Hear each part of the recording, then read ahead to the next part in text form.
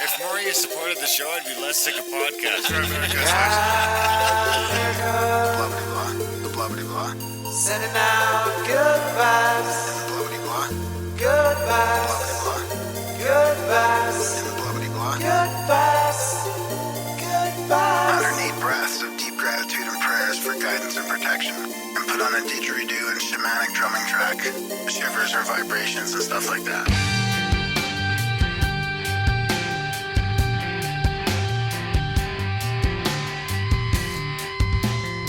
America.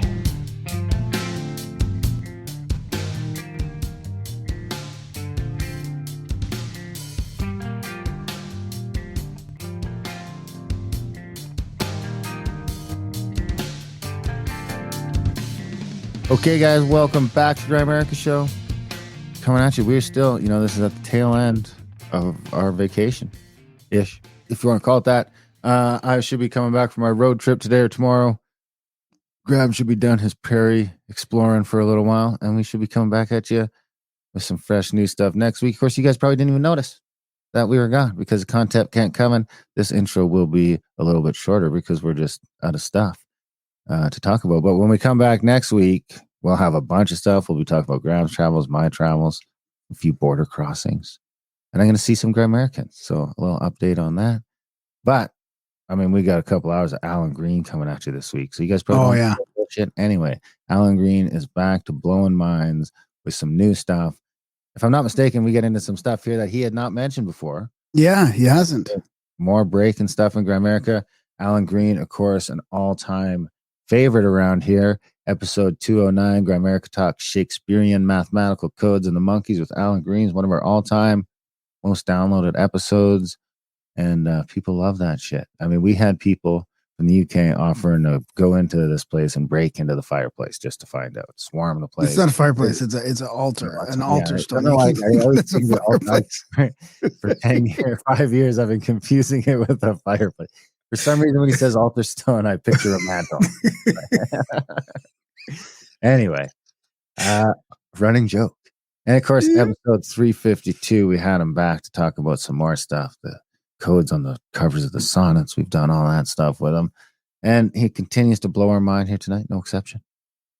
And we were recording with that last episode with his way back when. That was when we were in Colorado with Randall Carlson on one of our first big Randall Carlson tours, right?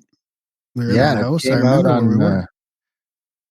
Get this. Oh no, so we're a month. So it came out June 6th. Okay. June 4th, 2019. But yeah, we did record it when we were down there in Pagosa Springs, which was a great trip. Of course, my marriage fell apart on the way home, but this was the start. That was the start of Darren's new life. I have a wonderful new fiance. Yeah, it's all worth it. So support the show. GrandAmerica.ca/support, guys. We keep coming at you. We work even during our vacation. You guys didn't even know we're on vacation. That's how hard we work right now. GrandAmerica.ca/support. If you're getting some value from our work, maybe you can send us a couple bucks, a one-time donation, or sign up for a monthly. Check out Grand America Outlawed, our other podcast.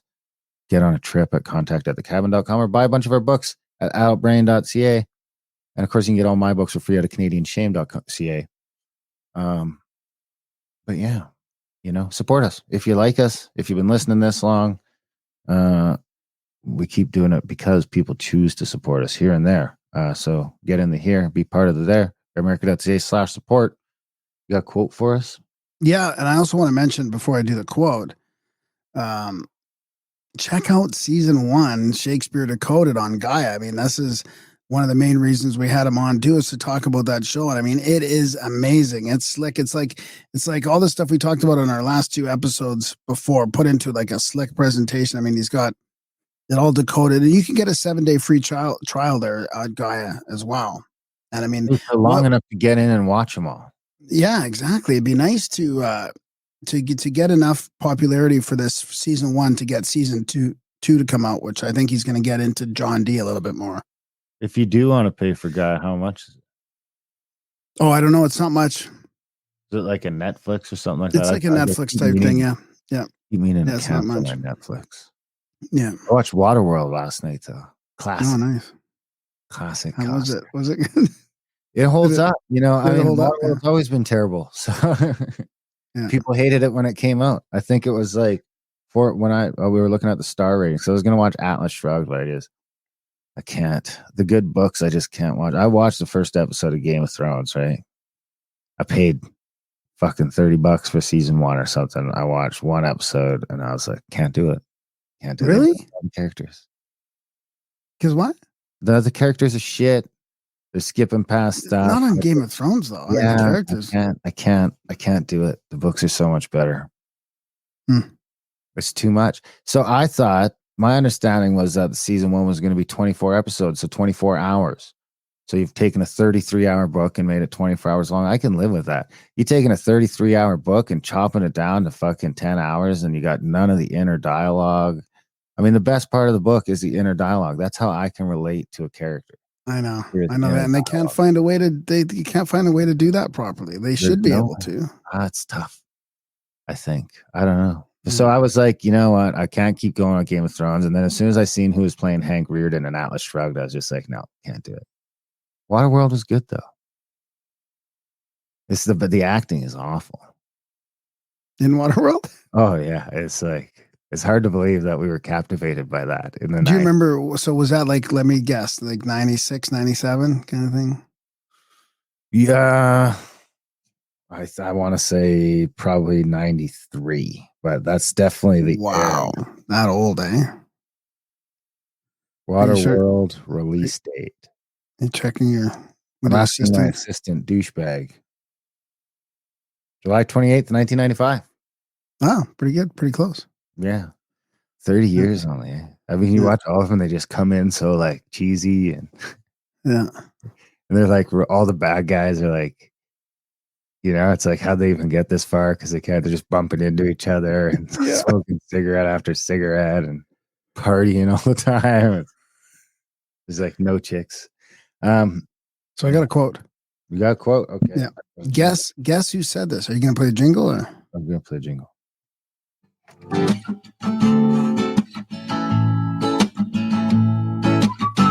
It's the profound quote of the week. Darren, can you guess it? It's the profound quote of the week. Can you guess the human who spoke it? So it's been a while since I got one. This segment came from the profound UFO quote, which is kind of, it's kind of relevant to our chat here, even though you wouldn't think so with Shakespeare and stuff. But disclosure is happening. I mean, another 2 weeks after we recorded this intro, this will be coming out, and UFO disclosure is going nuts. Lots of whistleblowers, lots of controversy. This is fantastic times. And the timing is fantastic at the same time as all these whistleblowers are coming out and saying the Bidens are a bunch of criminals. Yeah. So here's the quote. A marvelous neutrality have these things mathematical, and also a strange participation between things supernatural, immortal, intellectual, simple and indivisible, and things natural, mortal, sensible, compounded, and divisible. Shakespeare. John Dee. Fuck. I knew it was like, I should have got that one. I would have said Bacon though. If I didn't say Shakespeare, I would have said Bacon. So that's a little too sort of esoteric for Bacon, I think. Maybe. So, but then, I mean, get that season 2 out. We'll get more into Bacon and John Dee and DeVere and all that, I'm sure. Links. The Rosicrucians. Links in the show notes, of course. I mean, Alan Green, this guy does not disappoint. Time comes at it. Bam, bam, bam. His third appearance in Grimerica. No exception. Enjoy the chat. Oh, hang on. I got a quick bio here. He's a British-born, classically trained pianist, composer, author, educator, and Shakespeare authorship scholar. He was musical director for Davy Jones in the 60s pop group, The Monkees, for 12 years, and co-author with Jones of 2 best-selling award-winning books, They Made a Monkey Out of Me and Mutant Monkeys. In 2004, he was introduced to the Shakespeare authorship mystery and has created a variety of original works on the subject. Bard, a musical under a Shakespeare moon, and the Holy Trinity Solution, a book series which includes Decoding Shakespeare, published in 2016, Bard Code, and the Shakespeare Equation. And he's got that website, tobeornottobe.org. And that's where if you go in there and you can find the link to the Gaia series. And he's put this together, the Shakespeare Decoded on Gaia, which is fantastic. So I'll put multiple links there in the show notes for you to choose which one to use. And it's and he's got a lot of information on the website, and he created this whole thing with the mystery of the altar stone, and they found out how to scan it to see if there was an empty thing there, because all his decoding led him to this cavity in the altar stone where he thinks where all the original Shakespeare stuff is. So there you have it, guys. Do you ever hear the one about the 12-inch penis? What about it? I don't know the rest of the joke, just the punchline. I think it has something to do with male genitalia. Okay. Support the show, guys. Record.ca/support. We'll be back at you next week with some fresh stuff. Enjoy the chat with the fabulous Alan Green.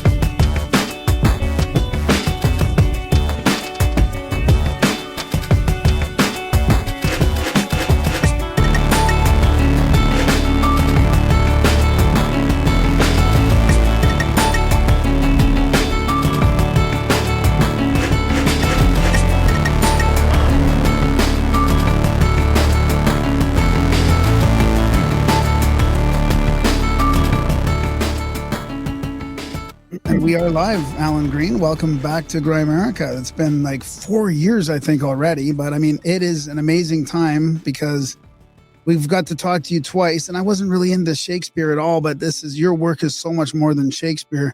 And now we get to talk about the culmination of 19 years of your work in a video series on Gaia that is incredible. So congratulations. Thanks. The first time was 6 years ago. Yeah. Was it? Yeah, it was 2017. Yeah, the first time we had you on, we didn't know what was going to happen. We had no idea who you were or what we were getting into. We went for like 2.5 hours. And by the end, we had like a half a dozen people from our UK posse that were ready to go bust open the fireplace. If I recall correctly, I mean, it was just like a great spy novel. The whole show was fantastic. Yeah, well, that's good. It's a long story. That's the hardest thing to get across is that. Plus, I would say the most difficult to at first get across to people is, it's Shakespeare.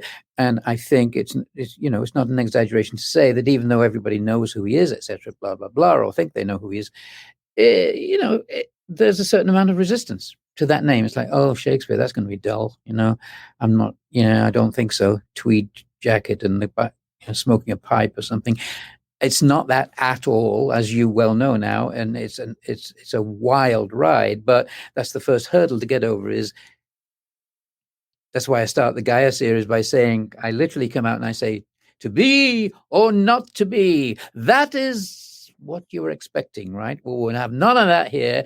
And I throw the mask aside and say, there's no me thinketh, no men in tights. This is about the real guy who's going to blow your socks off, because it's like that moment in Wizard of Oz when it turns from black and white to technicolor.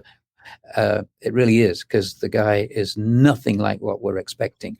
It's a massive, massive fraud that was purposely perpetrated on the world, and now we're going to get to see the proof of it, if he really was and why he did it. So do you want to talk about a little bit more of the series then? Like that's how you start off the series, because it does a really good job at encapsulating your many, many years of research. Sure, yeah. Although it has, as you said, it's been 19 years, which is hard to believe when you try and wrap your head around it. Think, I got introduced to it 19 years ago, and at that time I had no interest in Shakespeare at all. I was like the majority of the public. Shakespeare, that's probably boring. I'm not interested. But a friend invited me to his one-man show. I show up, as you would, just to support a friend. I go, yeah, I'll come along. With really. And he started talking about not the codes. He didn't know any of the codes side of it or anything yet. I mean, nobody really did. But he was just telling you the basics, which are the elevator pitch, which is just simply, did you know that the man had the greatest 25-year run as the most popular playwright and presumably actor as well in London for 25 years? No one ever saw him. No one ever talked about, I saw Bill the other night in the Mermaid Tavern. He was writing a draft of Macbeth, he's having a pint. No one saw him. Second thing, there are no manuscripts. There's not a manuscript, a play, a poem, a page, a line in his own hand. It's all disappeared. Nothing in his own hand. The greatest writer of all time never wrote a letter to anyone. And it's been investigated more thoroughly than anyone in history, trying to find stuff, attics and basements everywhere and all the museums and all. No, nothing. So there was obviously an enormous cover-up. So the question then becomes why? So I was hooked immediately within 5 minutes of that, going, wow, what? Why weren't we not told that in school? Oh, don't worry about that. It doesn't matter. We've got the works. We don't know much about him. Yeah, that's the official story. But the works are important. But the way I think of it now is, if you were given the option, say we had a prize we could give on this show, like, hey, so-and-so from Idaho, call in and you win a prize. And the prize is one of two things. You either get to see the latest Tom Cruise movie or you get to see Tom Cruise himself. Which would you choose? Tom Cruise himself. You get to have dinner and pick his brain. In other words, we are interested in the person far more than we are in the works. The works are great. It's fabulous. We love it. But what? I got a chance to meet Kate Blanchett or Tom Hanks or whoever it is, whoever, pick your favorite star. Obviously you'd choose what? Yeah. So sign me up. I want to have from America. I want. Yeah, Graham. What? I get to meet Graham? The actual Grey America? Is that where the name came from, by the way? No, but that was that was my backup, Graham. You've already you've already figured out that cipher too. So anyway, that's the point. We are interested in the person if we only knew there was a person. But since there is nothing, they just breeze past that in 10 minutes and say, oh, well, we don't have anything on him at all. Half of his plays were written in Italy and he knows it like the back of his hand, but he never traveled anywhere. How did he get that information? Oh, he got it from the sailors at the pub talking about it. Sure. Yeah. Sailors in a pub who have been to Italy are not going to be telling him the information about the various churches and everything that everything they saw in Italy was the whorehouses. Obviously, they tell him about that. sailors in a pub anywhere are going to be sailors in a pub. They'll say, yeah, we were, but they're not. It's just such a joke that there's just this absolute omission there, and just don't pay no attention to the guy behind the curtain. Let's just deal with what we know about the works. So that's a false idea that there's nothing interesting going on there, because the actual truth is he was playing a game with us, giving us a puzzle to figure out. And he was hiding deliberately behind the mask of someone that was going to get pinned onto, who was born Shakespeare in Stratford-on-Avon. His name was spelt, Shaq rather than Shake.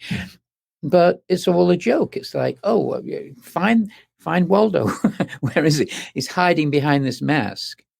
But was Right. it a serious puzzle? I mean, it went after watching, a couple of those episodes, it made me think of almost hiding information due to cataclysms and stuff like that. Like I'm like, why are they putting all this important information in these writings? And so does it seem to be like a game, like a fun game, like look at what we can do, or was it like we really need to hide information, important mathematical information in these Yeah. writings?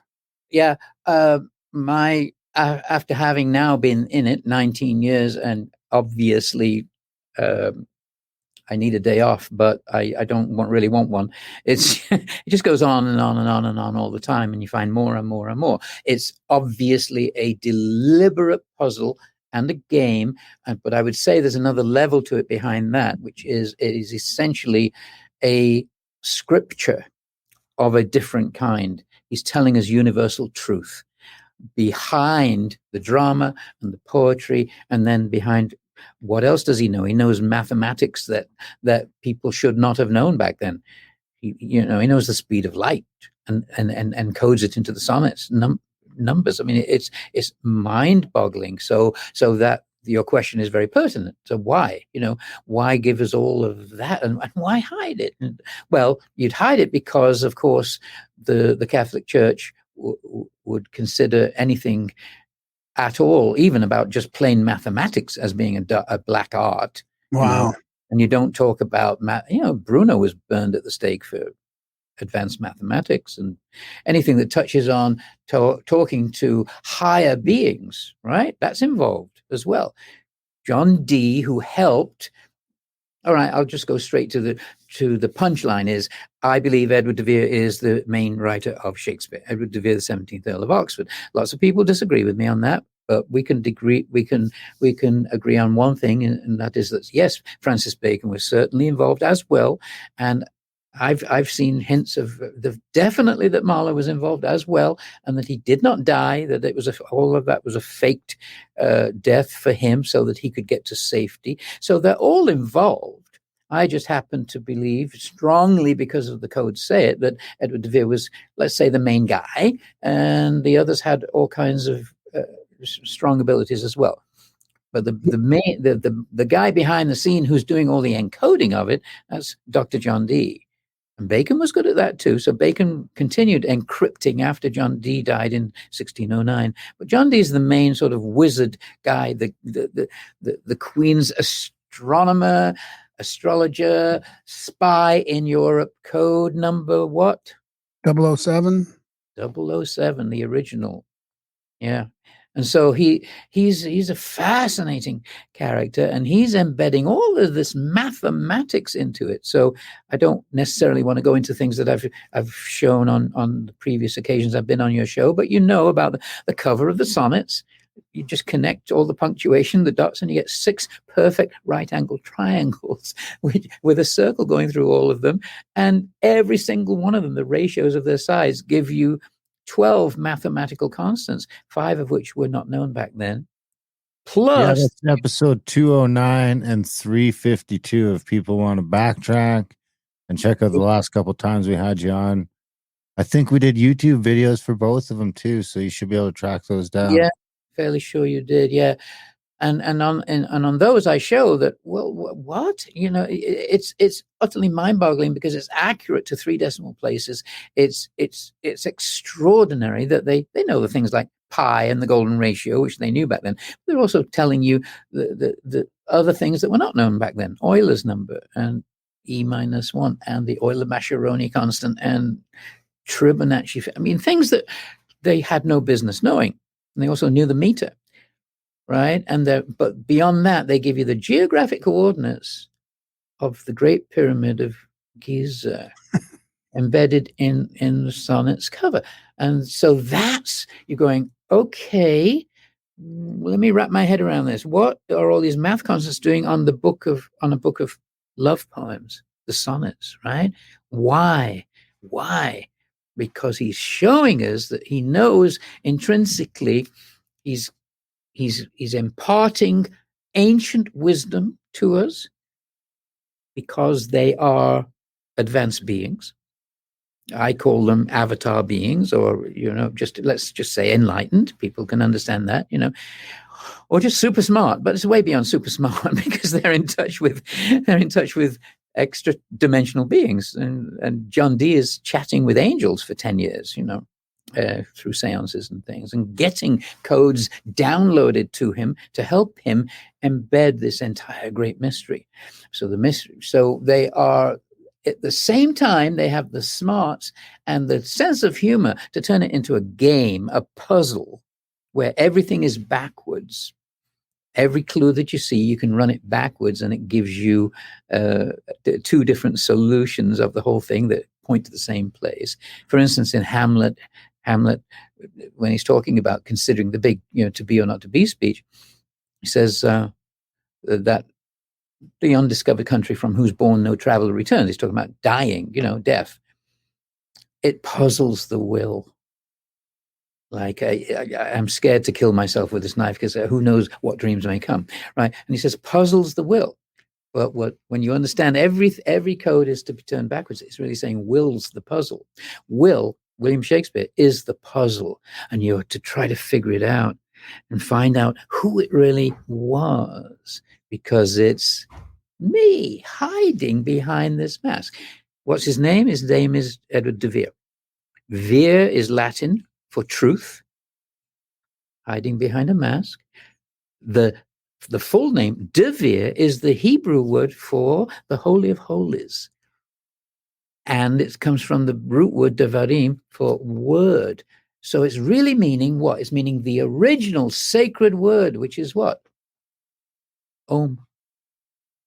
The first thing that happens when we have a creation, you go from unity. All right, we're all sitting around going, it's great to be God. It's great to be God. I love being God. This is fabulous bliss. I'm in eternal bliss. Hey, let's have a drama. You got duality, right? And the moment you got duality, all hell and heaven breaks loose. It's just, wow. I think I'm different from you. Right? We're all different, but no, we're all the same thing. We're all fractals of this one divine unity consciousness. And he's telling us that. So he's saying, I am the DeVere and the truth hiding behind this mask. What is that like? That's like every scripture has always ever told us. The kingdom of God is within you, and I'm hiding inside you, and you're looking outwardly for it everywhere, in power and money and sex and fame and everything you want to chase after. And all along, it's right here, everything. So he's saying, you're right here. And the game he's playing is saying, find out who's behind the mask. So he put a mask on it and made it this man from Stratford. His name was Shakespeare. Must have been a pretty good gig, really, to have. Imagine somebody coming up to you and saying, hey, do you want to be really famous? You don't really have to do anything. And we'll give you this huge house in Stratford. Just keep stum, Don't say anything. We're just going to change your last name a little bit. Yeah. It's a beautiful symbiotic relationship between the two of them, and then ultimately between the others, and John Dee encoding the whole thing. So it's a real roller coaster of a ride, and it's a thrill to be able to finally have it reaching a much wider audience, because I did this without ever really thinking, that it's got to happen during my lifetime. I just knew it would just go on and on and on, and I kept on finding more and more and more and more. And once you're in it, once you're down in the mine chipping away, and every little nugget that falls from the wall is gold, you don't really care. It's like I was thinking, well, it'll come out in my lifetime, or it doesn't come out in my lifetime. Eventually, I didn't really care, and finally, all the little the tiles in this game are sort of falling into place like a Sudoku thing, and it goes brrr. And so it's really cool. I got the Gaia series, which is so much fun. They did such a great job on it. Oh, they really did. You did a great job hosting it too and writing it. And I mean, the graphics were fantastic. I mean, it really put it all together. So is that going to cause a bit of a commotion for that church in Stratford? I mean, with the altar stone, like would this maybe, give them enough attention to actually go in there and finally break it open? Good question, Graham. Well, from previous ones, but I'll say this again for anybody that doesn't know it. You're talking about the altar stone. The altar stone, what's that? It's the altar, the Holy of Holies altar stone. In other words, with the Hebrew name, the DeVere. It's the Holy of Holies. It's the holiest place in the church. Right behind, there's a picture of me that I could pull up, but let me show it later, of me playing the piano. I arranged to do, after ingratiating myself with the church for many years, about 6 visits in 4 years, so that I became their friend, and they knew me, and I was helping them raise money for various things. But all along, I knew my goal was I've got to get into that altar stone, because the codes say that the real guy, who he really was, has hidden something inside this Holy of Holies relic, because it's called the DeVere, the Hebrew name of it.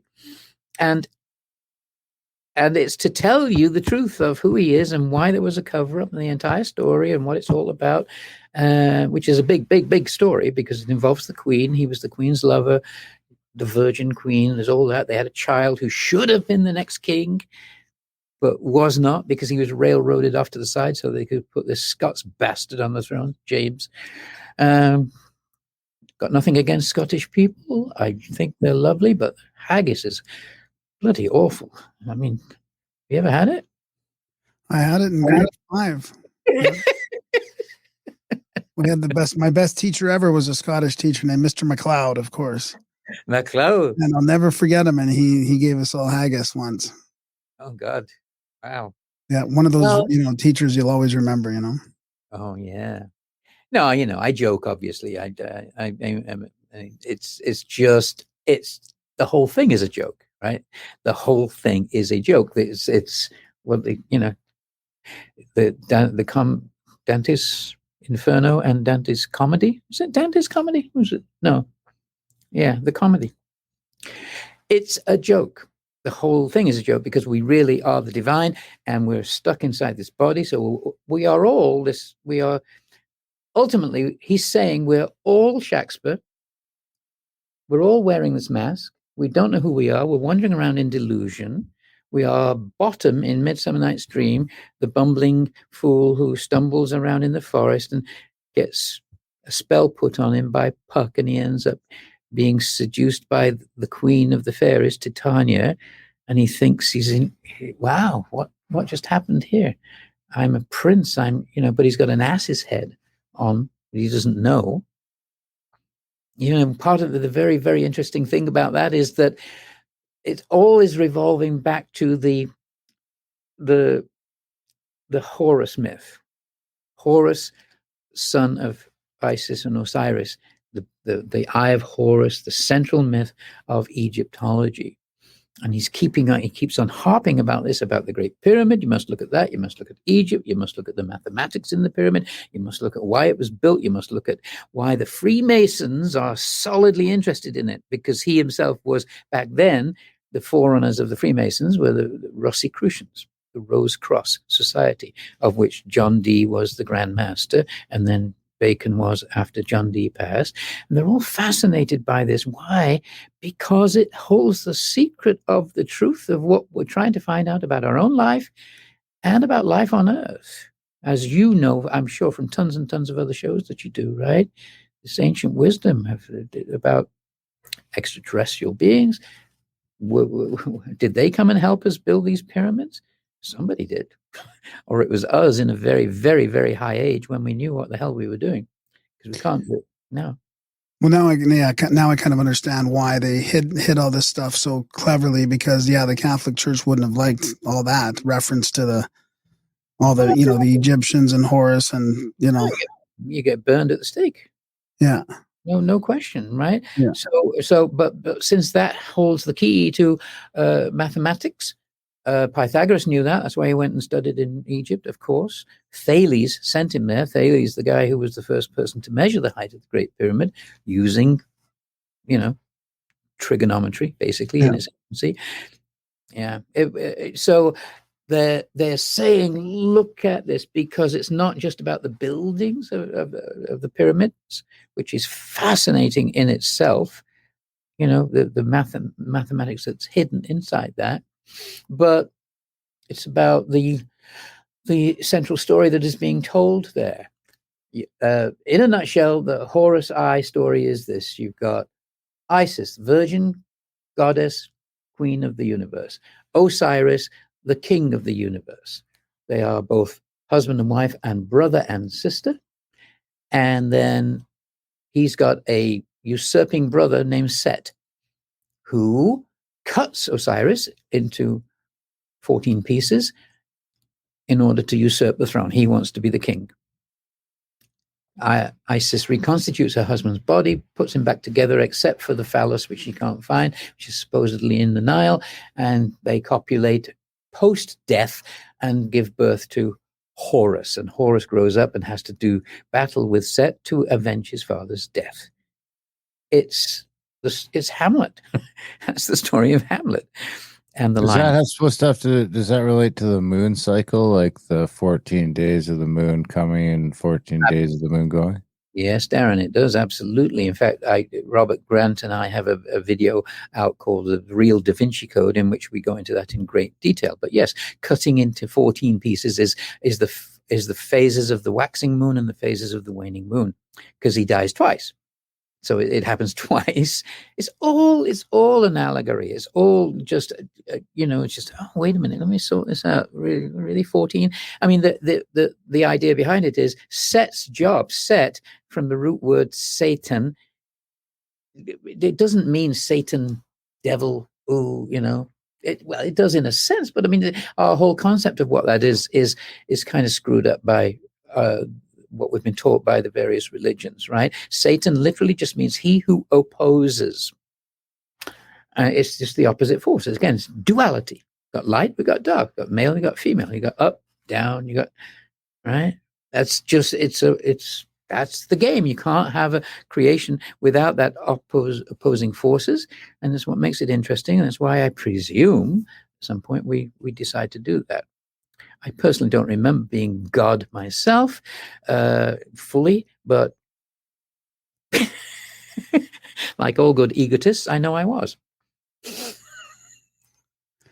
Well, the other thing I was going to mention about them hiding it. I mean, it never really clicked for me before. But when you mentioned about John Dee sort of like channeling or communicating with these angels to get these.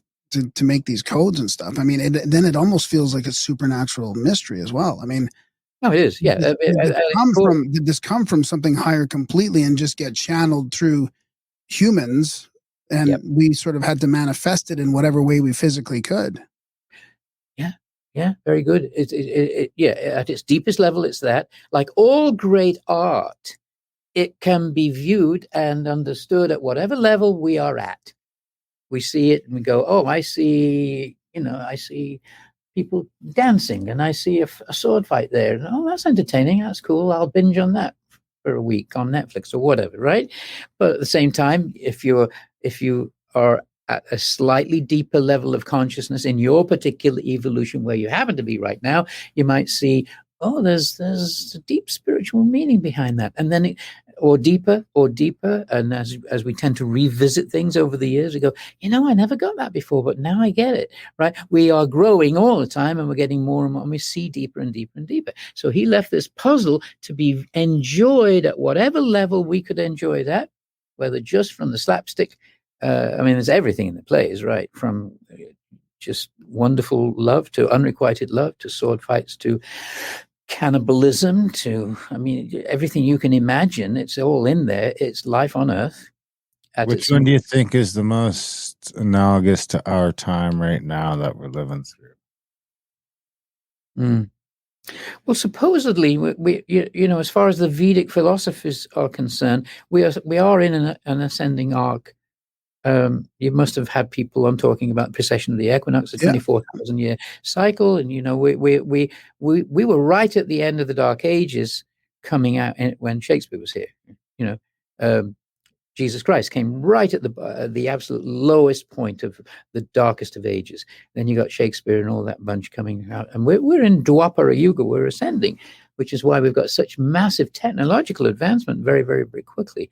From considering where we were 100 years ago, imagine, but of course we are not comparably spiritually aware to know how to use it.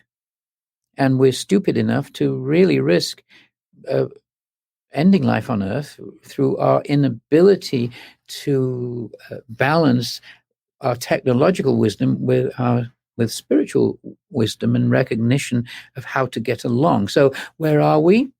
We're in a shithole of climbing out. I mean, we are. It doesn't look great, I grant you, but at the same time, I'm very encouraged by the disclosure movement that's happening. You know, it's coming out at last. The government are coming out from the Pentagon about UFOs, whatever they call them now. UAPs, is it now they're calling them? Whatever. It's supposed to be. Depends on who you're talking to, but it's supposed to be UAPs, yeah. Yeah. But obviously that has to be demolished. The fear surrounding that has got to be demolished because, you know, the way the governments manipulate us into situations where we're going to get into wars for their benefit or whatever. You know, I mean, I don't want to get too deeply into the politics, but it's all interwoven. Now you can't really escape it. They use false flag operations in order to get whatever is the currency of the time, oil or power or whatever it is.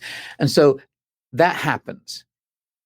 Werner von Braun on his deathbed, the ex-Nazi who ran NASA, said the next false flag operation will be that the government will start saying we've got to raise more funds for the Pentagon because to fight the aliens. He said it. Yeah. So that'll be the next one. I hate using that word, but I said it for a deliberate reason. They're not aliens. Aliens, what's alien? Alien infers other, something separate. And obviously, if there's life in the universe, and as they say in Contact so beautifully, it's a huge waste of space if there isn't, then if that's the case, we are all surely children of whatever you want to call it, a divine force, a intelligence, whatever you're comfortable with. There is clearly, we're all in this together. And if they're advanced enough to get here and they really want to do us harm, we'd have been toast centuries ago. But there's a lot of information coming out after Rendlesham and other major events where it's clear that anytime there's a threat of nukes going off, they tend to be there and disarm them. Isn't that interesting? I mean, I guess there's a universal law that you can't interfere with evolution. You got to let these microbes and, amoeba do their thing. If they think of us that way, maybe. But we will draw the line at blowing the planet up, it seems, which I find very comforting. Really. So how do you discern then the difference between what the government's telling us about ETs, what other people are coming out and whistleblowing about ETs, and they're talking about, free energy? Like, we have to start learning about what these crafts are flying in, because there's a lot of these black budget crafts that are flying around. What's the energy, propulsion for the propulsion systems? And then, knowing that what von Braun said, and that they're worried about a, sort of an ET false flag. How do you discern now what's real and what's not as far as the disclosure goes? I don't know. I'm not an expert at it. I have my opinions, and I would just simply say that I think all we can do is try our best to counterbalance the possibility of a false flag operation happening. And a false flag operation can only really happen and we follow it like sheep if we don't know enough, other than that, they're green men and they're here to colonize and beat us up.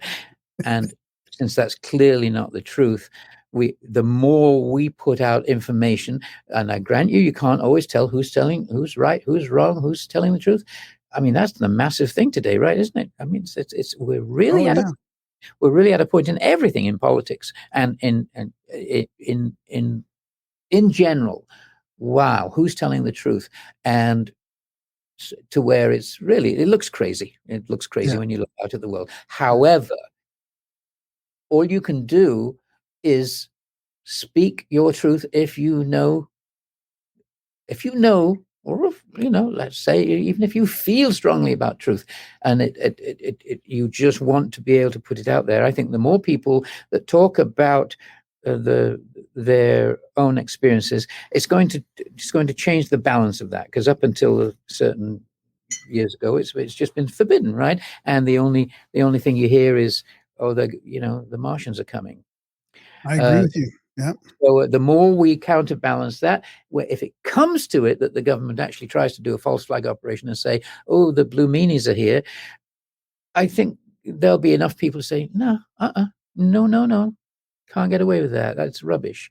We understand. We might be still crawling around in the slime, but we're intelligent enough to understand that we would be gone already if that were the case. So, let's find out why they really are here, and you tell us a bit more about these secret things that you've had access to, and it's coming out. So I think it's a very, very good thing. We can't ever be sure what is right and what is wrong, and in terms of who's saying it, but the overall conglomeration of information coming out is at least balancing, and that is our protection, I believe, against being fooled again. Yeah, I agree with you. I mean, that's what happened when we started the podcast, is we started realizing we'd have all these guests on, but all the listeners wanted to tell their stories too. So we had sort of like a segment at the beginning where we talk about the listeners' stories. They had all the kinds of UFO sightings, contact experiences. People were itching to get their stories out there for people to hear them, because over the last 10, 15 years, it's opened up where, people can talk about it without being ridiculed. That must be so satisfying to you to have been. I didn't know how long you've been in it. 10 years now. Yeah. That was your initial impetus, was partly that to say, let's encourage people to speak about their own experiences, so that we all gradually get more comfortable with not thinking, oh, what was the neighbor saying? Exactly. I can't talk about that, because they'll think I'm mad. But it might not necessarily be ETs, but whatever it is, psychic experiences, telepathic experiences. Oh, I thought about Joan the other night. I haven't met her in 20 years, and she called me the next morning. What's that about? Just as simple as that. Most people have been in fear of talking about those things, and then the more you talk about those ideas. In fact, they had me on a besides my own series on Shakespeare, on Gaia, I was invited to sit in on a panel talking about another show that my producer was doing, called Channeling. And I said, I don't think you want me on. I said, I don't channel.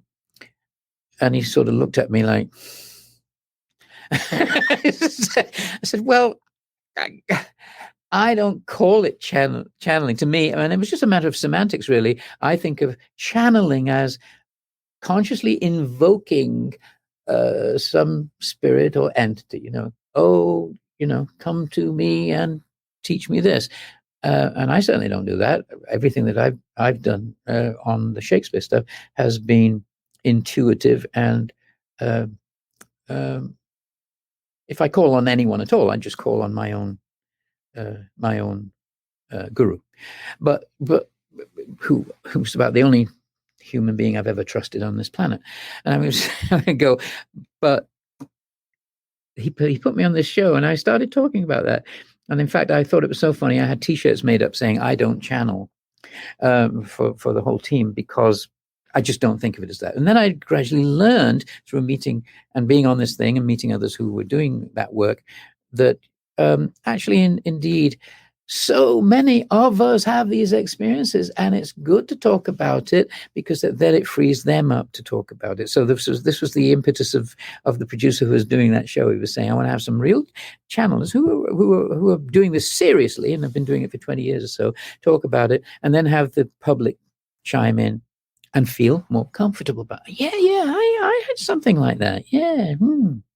And the more that happens, it's like that it gradually is a wave that will come to the point of raising consciousness. There's a tipping point, isn't there? Always, whatever it is, whether it's the 4-minute mile, And when Roger Bannister did it, all of a sudden, everybody was doing the 4-minute mile a month later, right?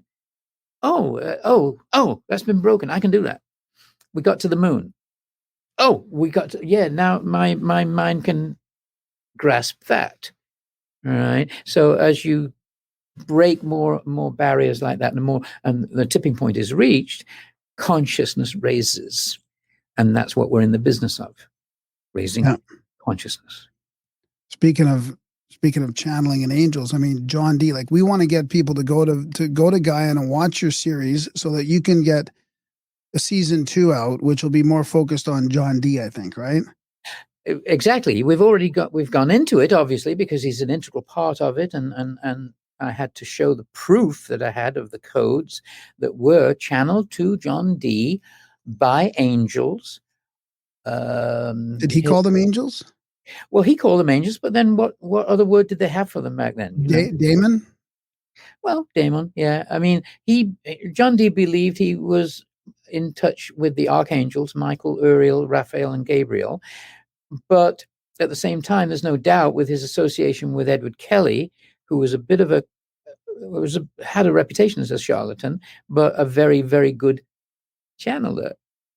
And Dee was not a good channeler. At least Dee was not clairvoyant or clairaudient. He needed what they called a scryer, what we'd call today a psychic.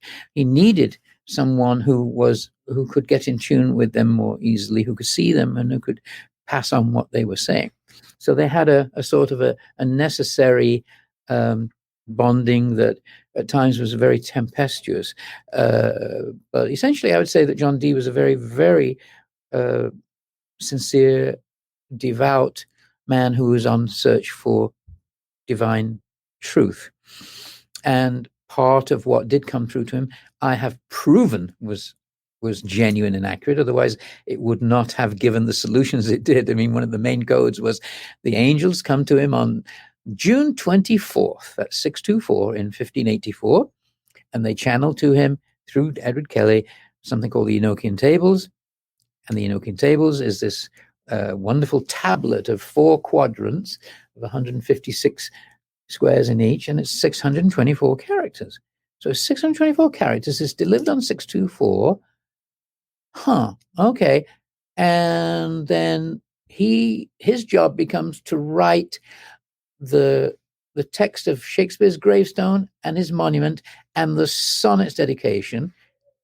And I had the intuition to go, well, I wonder how many characters there are in that, including all the dots and the punctuation. 624. Oh, there's 624 characters in it. Oh, you must be meant to place those 624 characters on top of the 624 of the Enochian Tables. Obviously, of course, that's what you must do. Why? Because there's a puzzle going on here. Who's the main candidate for being Shakespeare? Edward DeVere.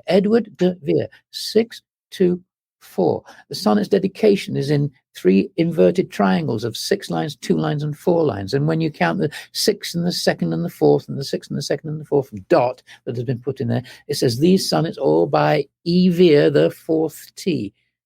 Oh, okay. When did Edward DeVere die? Oh, he died on 624 in June 24th, 1604. When was Shakespeare born? We don't know. All we have is his faked baptism certificate, which is April 26, 426, the opposite of it.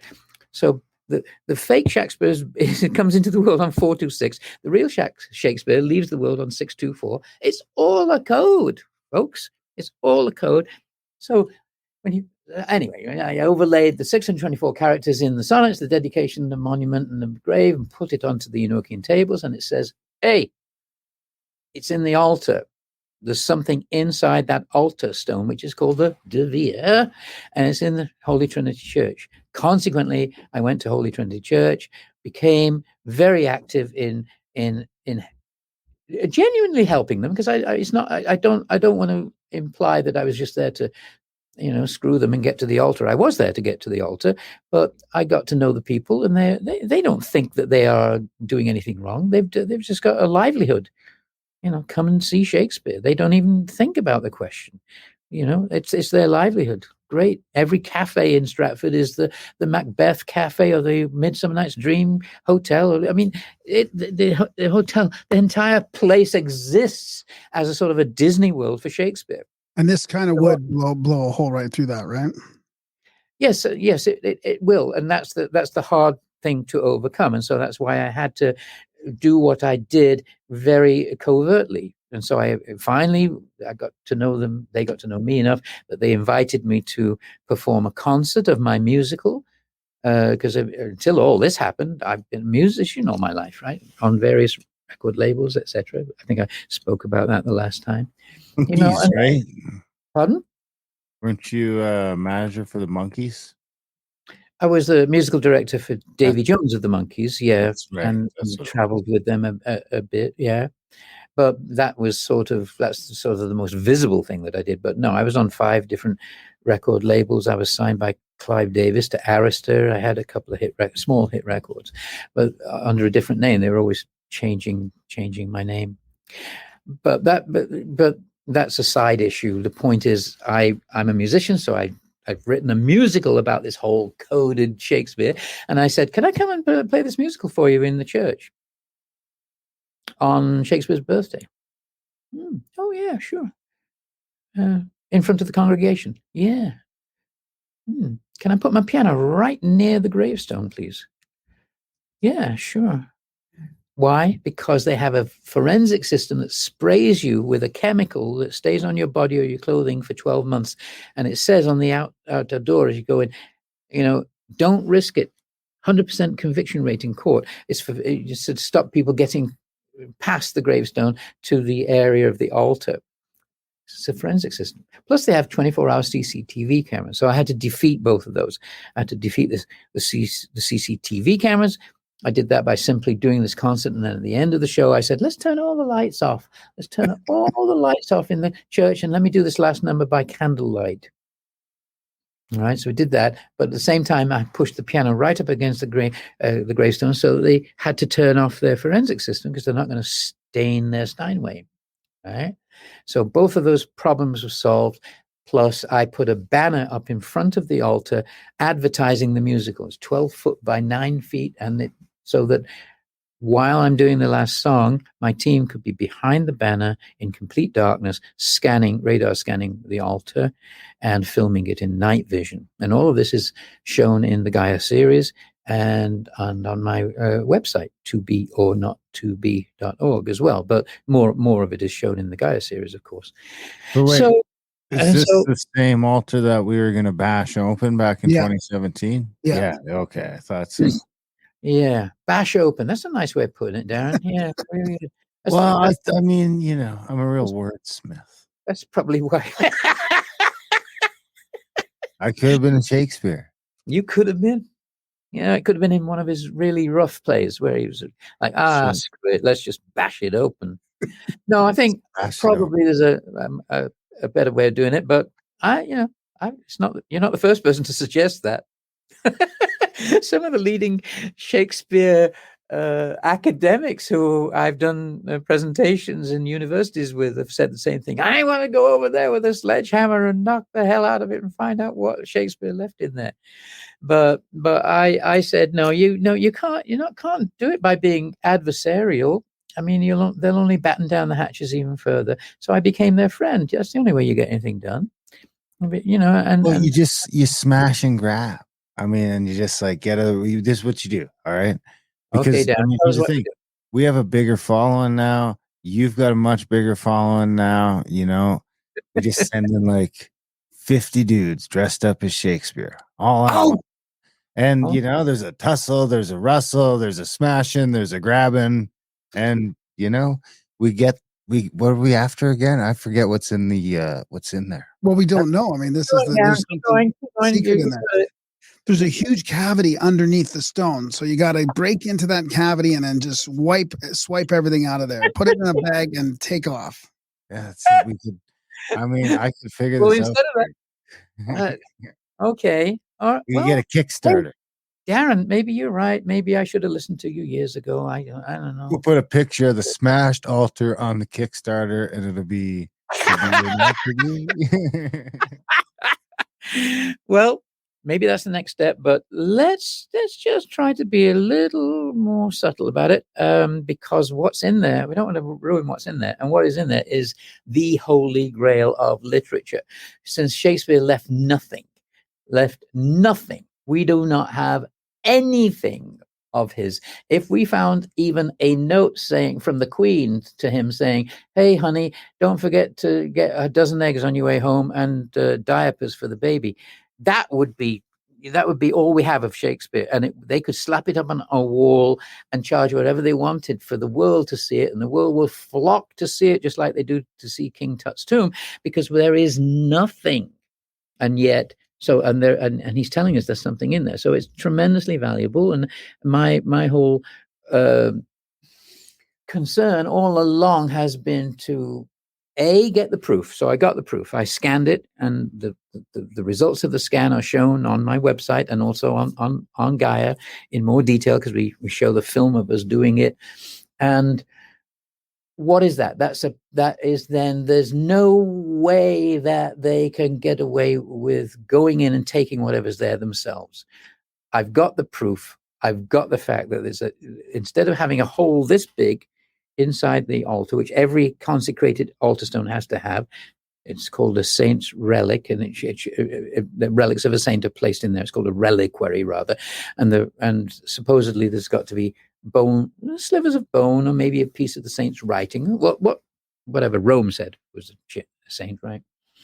And it's supposed to be a tiny little size like that. The hole in the altar, and you see an actual replica of it on Gaia on the show. I built a polystyrene version of it to scale, and I spin it around on the show, and you see there's a hole in it 250 times the size it's supposed to be. Well, as I often say, you don't cut a hole 250 times the size it's supposed to be into solid marble unless you're going to put something of equivalent size into it. It's hard work, and it's a lot of work, and that's what they did, and I've got the proof. So therefore, that's just sitting there, and when we do have enough followers to demand it, we won't need to go over there with sledgehammers. Oprah will be there with a mic in their face saying, "Do you know, 100 million people voted to open your altar. What are you going to do about it?" Which, by the way, you can go to my website, tobeornotttobe.org, and vote. One of the first buttons you'll see there is the go see Gaia. Click on the Gaia series and go see it. There's a 7-day free trial there. You can just click on it and see all the episodes for free if you like, and then duck out if you want. But it's a good show anyway, and there's other things on Gaia that you might be interested in, particularly your audience. My God, Gaia is totally aligned with your audience. But besides that, there's a place to vote your conscience, vote, and the options are: yes, open the altar, I want to know what Shakespeare left for us, or no, I'm not interested, let's leave it another 400 years. Well, what was in this? What do you think it's a scroll? I mean, you scanned it. Can you give us a little tease? What do you think? I scanned it with a tiny scanner, a very powerful scanner, but it had to be small enough that we could hide it and get it in there. It wasn't a Kaiser Permanente thing where you you put your whole body through. That's what they'll do next. That's to be the next thing. They'll put an enormous one around it, try to see. So all I can see from the proof of the scan is that there's a ton of stuff in there, because you can see different densities of things. So whatever is in there is invaluable. Who's they? Like the historians, or who they? What they? Like who's they? Who's gonna? Like you said, the next thing they'll do. Okay, I think I was referring to possibly the church. Yes, since it's on the church's premises, they would have to. Well, you see, I went over and asked them. I asked permission to scan it. But only after I'd already done it, of course. Yeah. What did they say? Well, I went all the way up to the highest person I could get to, which was the bishop of the diocese, and I had an afternoon with him and told him that I believe there's something that absolutely invaluable for the church. And I mean, when you say I'll finish this story first. So, and he said, he said what I expected. He said no. He didn't say no. He said, I'll have to take it to a higher authority. But there were only two higher authorities he could take it to. One is the Queen and one is God. and neither of them got back to me.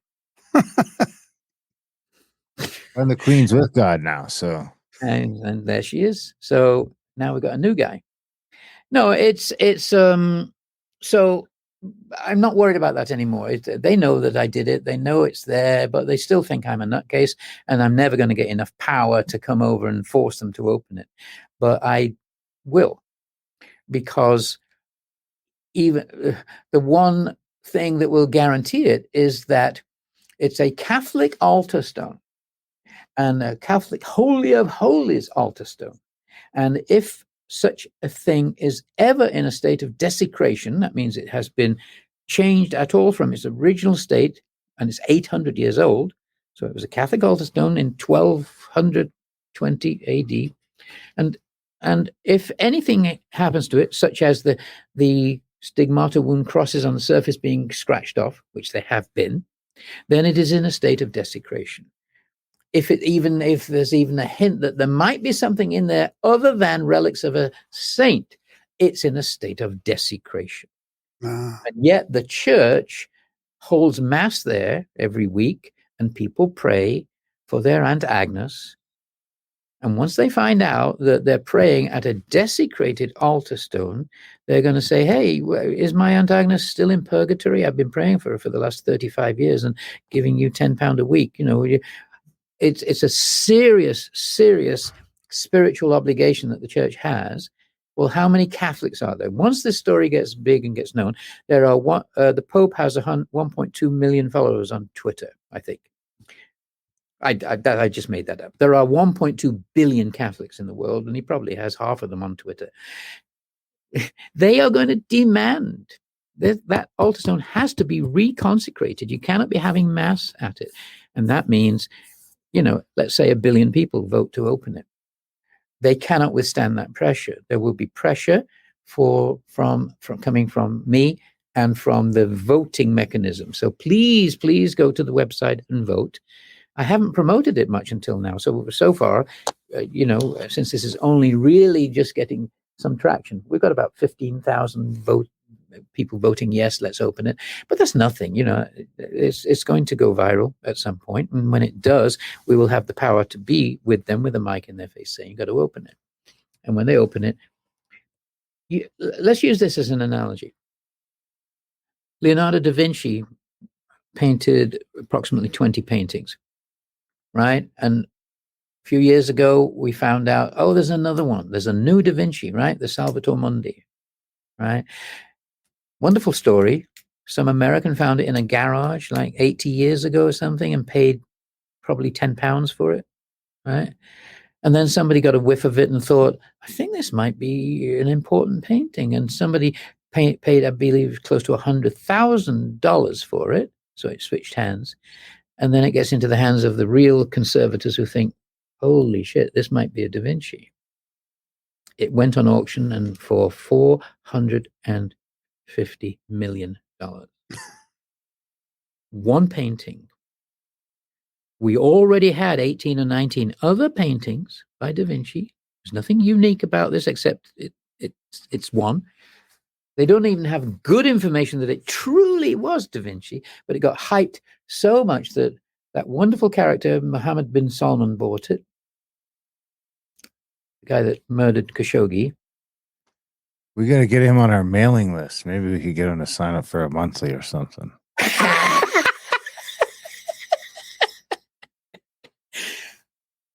$450 million. One painting. Now, contrast that with, do we have anything on Shakespeare? No. If you found a page of Hamlet in his hand, or the sonnets, which I know are in the altar, I know they are, the original sonnets, it doesn't have a price. First of all, they wouldn't sell it, But if you wanted to sell it, you could. It's priceless. It'd be $1 billion, $2 billion. Somebody would pay that for it. And that's just one thing. What about all the manuscripts? Everything that he ever wrote. That's in the codes too. And that's going to be the next shoe to drop. Can't say any more about that yet. But the point is, So I went to them and I said, yes, you've got something tremendously valuable, and they did not want to risk the goose that lays the golden egg in Stratford. This has been our life for the last 200 years. We sell mugs and t-shirts and things, just come to see where Shakespeare lived, see the bed that he slept on. It's all rubbish. I mean, it's just Disney World. It's not even the house that they knew was even there when he was alive. But anyway, back to focus on it. We get there, we get to Stratford, and we make them an offertory they can't refuse. In other words, I want to raise enough money to bribe them to open it and say they can have half of it. If they start refusing an offer of, say, $10 million to open their altar, or 15 million or 20 million or whatever number you want to even imagine, because it's all monopoly money at some point, because it's stupid. It's stupid. What is in there is priceless. Because it has to be. They pointed to it. It has to be very important. They pointed to it. Yeah, DeVere and John Dee said it's there. And I proved it, because I followed my gut instinct and went there and scanned it, and put on this whole show so that I could put a banner up in front of the altar and scan it. And the results came back. Yeah, it's there. Was it only your gut instinct? I don't channel, Graham. Well, I mean, neither do I, but sometimes I like, just the right kind of high, and I got maybe a glass of wine in me, and I just start thinking some crazy ideas, maybe that's some sort of challenge. But it must feel, the real question is, it's got to feel like vindication, right? 6 years later, 7 years later, 19 scanned it. Well, yes, it was wonderful to know that it was right. Yes, and that's one aspect of it. Is that enough? Like, could you, if this is as far as it gets, will this be enough for you? Or do you need that motherfucker cracked open? No, I want the world.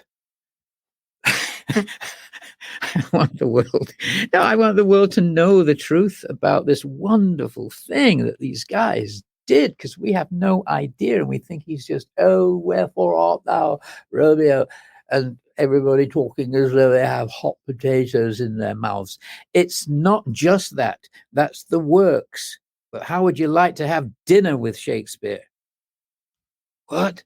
How would you like to know about the real guy? How would you like to know his true story, and what motivated him, and why he laid this massive scriptural epic at our doorstep that's so important, that's pointing to ancient wisdom, that's pointing to the origins of the universe, it's pointing to the mathematical underpinnings that the ancients knew, the Hermeticists knew about. He knows all of this. How does he know it? He knows it all, and he embeds it in the works to say one thing, because in the end, it's all about this. It's all about, we know him, we know the works as art. And we say, oh, it's drama, it's poetry, it's art, it's right brain. He starts hiding mathematical and scientific evidence in it that is all left brain. It's all about balancing both. Left eye, right eye of Horus, right? The sun and the moon to come here. Alchemy. It's they called it alchemy in those days. We today call it yoga or union, or getting back to unity consciousness, to the third eye. It's balancing both sides of your brain, because as a well-balanced individual, you must express and be able to balance all these opposites of duality if you're going to get past duality and get back home, back to unity consciousness. You must. And so he's telling us, I'm telling you that mathematics and physics and science that you have no idea about yet. It won't even be, he knows the speed of light, right, in the sonnets, and gives it to 98.4% accuracy, 300 years before Einstein knew it. So who is this? Who is this being that is doing this? Well, he's having a damn good laugh. It's a good riddle. It's a good joke. It's also very serious. It's the truth of, it's on the level of a scripture, but he's making it into a game. And he's saying, come on, find it. Hey, look. And he's writing plays about it. So the guys are running around with a donkey head on. I never did finish that story, but the original Horus Myth, Set, who kills Osiris, was depicted as a man with a donkey's head on. That's what Midsummer Night's Dream is about. He has Bottom be the man who gets a donkey's head on his head because he's coming back into recognition of his true nature. He is, for one night only, he gets to be seduced by the queen of the forest, and all is wonderful, right? And he thinks he's a prince. He's getting back to his true nature. He's it. He's the shiz. He's the whole thing. Oh man, this is great. I've got fairies around me, peeling me a grape, and he puts that into the play, into a children's play that's just it's fun. It's fairies in the forest, and it's not. It's on the other deepest level. It's our conundrum that we are stuck here in the forest of life on Earth, and we can't get out until we get to balance both sides of our brain, see the truth, and get out of here, or share it as much as we can in many, many, many, in many, many ways. So it's something, man, and it's so exciting. It's just so exciting to just literally to see. I've had obviously a great amount of fun putting the Gaia show together, but it's such a tiny sliver of it. 19 years work of penetrating to the heart of all this, and to see what he's doing. He's connecting plays together. There's a line in Hamlet that connects to another play in Twelfth Night, that connects to another play in Midsummer Night's Dream, that connects to something in one of the sonnets. And they're all clues that lead you to each other. And they're all marked by wrong page numbers, so that when you see a wrong page number in the folio, the first folio, it was published in 1623 of all Shakespeare's plays. Right, and the last one that went on auction at Christie's, fetched $10 million. One book. It's not rare. I mean, there's 234 of them in the world, but one went on auction.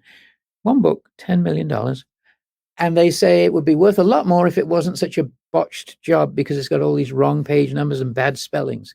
Every single wrong page number I have traced to being part of a code. Once they know it's part of a code, that book will be worth 10 times $10 million, because there's nothing wrong with it at all. It's a brilliant, deceitful, wonderful, covert thing that he's doing, and he's laughing his pants off. He's just going, oh, this is funny. A lot of it is funny. A lot of the codes are just riddled with humor that is just amazing stuff. Can we just touch on John Dee again for the season 2? And is there I've heard some sort of murmurings, and we've talked about John Dee a little bit in a more negative light as well, like sort of responsible for the expansion of the British Navy, or maybe the launch of the British Empire. Like, was he getting some bad influence as well from his communication with these angels? I mean, is there a chance that he was also communicating with negative entities? Oh, absolutely, yeah. Yes, thank you for bringing me back to that, because it's such a rambling story that I can ramble with it a lot, and it's good to get focused back to that. I definitely, we will be going into that in season 2, so long as we convince Gaia to do a season 2, which means, please, folks, go and check it out and give it a thumbs up. That's what they like to see. We will. I know we will, because I'm going to be massively promoting this throughout the whole summer with all kinds of media. But you're all playing a part in it, because I can't do it alone, and it requires numbers. But the point is, by going there and just having a look at it and maybe saying something nice about it, you're going to help us get to season 2. And season 2, I'm going to really spill the beans on what was going on with John Dee. We've only touched on it slightly, but yes, you're absolutely right, Graham. He had this, he himself was a genuine pious man individual, I believe, but he was hooked up with Edward Kelly, who was definitely a fraud before he came to John Dee, and a con man in various ways. And so he was attracting, because of his dabbling in, shall we just say, the darker side of it, or at least he was attracting spirits or disembodied souls who were perhaps impersonating, saying, "Oh, we're angels, yeah." And maybe it wasn't true, and we know there's tremendous heartache over that. Dee did not know what to do about it, and what was right and what was wrong, and what was true and what was not, just as almost we're in the same situation today. But what was really happening was that some of them were absolutely genuinely who they say they were, because if they weren't, then the codes that I deciphered would have led me nowhere, right? Because they were given to him by angels. And so if they're real angels and they're really trying hard, but again, they're trying to give him something, then it's going to be genuine. And I've already proven that years ago. So the thing is, what were these entities collectively? I don't think we can ever pinpoint it exactly and say for sure, oh, well, that was, even the words, that's a bad guy, this is a good guy. What does it all mean? It's all a drama anyway. If we're all the one, and Shakespeare says it over and over and over, it's all one. This is the funniest argument with any sort of real, die hard. Oh, my God's better than your God. People of any religion, right? Extremists, and say, my God's right, your God's not. So I therefore reserve the right to kill you, brother. That's all screwed up, right? If there's just this one consciousness playing a drama, we're all the same. We're all in it together. And I believe that these higher beings are indeed helping us understand that. So to get to the root of what John Dee was doing, we do have a season planned to really go deep into what was happening there. What was John Dee doing in Europe as 007, as a spy for the Queen, and getting himself in trouble with the church, trying to say, we're communicating with, these are genuine beings that are coming to help us. He truly believed that he could end religious strife. He was working on behalf of healing the Protestant and Catholic schism, the Reformation, on healing the Judaism and the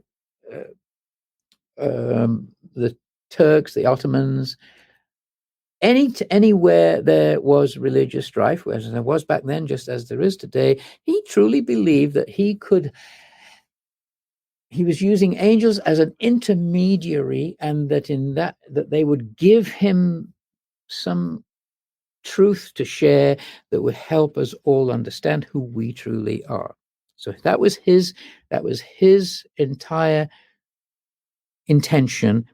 And of course, it did not come to fruition. And just as it seems fated to not come to fruition in almost any lifetime until we reach the higher ages. But that's what he was trying to do. And so at this stage, I think it's really important to bring out that story of the drama that they were playing between Edward Kelly and John Dee. I will say one thing, and I'll touch on it only slightly, is that Kelly was using a source of DMT to aid him in communicating with the angelic beings or other beings. It's called acacia. And later pictures of Shakespeare have him holding a sprig of acacia. And this acacia is known to be the highest concentration of DMT in plant life. One of the highest concentrations. It's used as a symbol in Freemasonry, and I think there's a lot to get into in that. There's a wonderful book out called Vermilion. Oh, what is it called? The full title. There's the word vermilion in it, but it's about the Freemasons and their usage of psychedelic drugs in their initiatory processes. And it's very, very clear that Edward Kelly was doing that. And it's also very clear that Dee probably got into it himself because he needed Kelly so much, and he just wanted to be able to talk to these beings so much that even though he felt he was on the right track to, I must be and again, I'm not using this word in the wrong sense, saying, "Oh, spiritual means not doing that." I'm not saying that, but in his way of thinking about it, I know that he was very much against it, and then he ultimately ended up, I'm sure, because the diaries there are references to, "Oh, I forgot my drugs today. I can't communicate with the angels as well as I Wow. should." So all of that is going to come out in season 2, and what I would like to say about that is to emphasize again on the good aspects of it. Now, I'm an ex-rocker. Yes, in my time I did a lot of LSD and mushrooms, etc. when I was a kid. And if I had my preference, I'd say, well, I think the plant medicines are true and organic, and they're going to give you truth. And possibly, you don't know what you're taking if you're doing LSD, or where you're getting it from. And I certainly had a bad trip that turned me off ever doing that again. And then I found my guru anyway and started meditating. And so I've been doing Kriya Yoga for 42 years. And that takes you to bliss whenever you want it. I mean, I can be there. So, bringing out the truth about what happened there with John Dee is extremely important. And it's a wide subject. You mentioned the Empire, the British Empire. Yes. I mean, who's to say that was a good idea? Jesus. What's been done in the name of the Brits? God. That's kind of what I was getting at. Yeah. I mean, it's all a drama, folks. It's a big drama. Well, do you think that the psychedelics or the Kriya Yoga played a part in you being able to decipher some of this stuff? I mean, I feel like you've had some spiritual guidance or some intuition. I mean, how you cracked some of this stuff. It wasn't just sheer intellect, Right.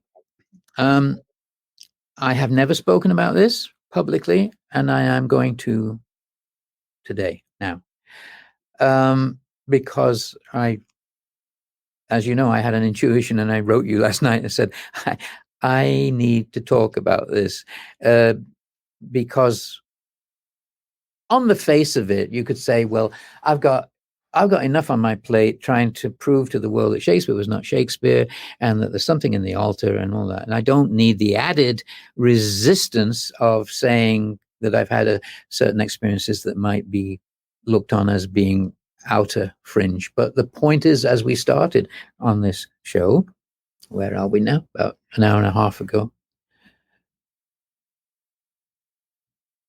People have these experiences all the time and don't want to talk about them. Right.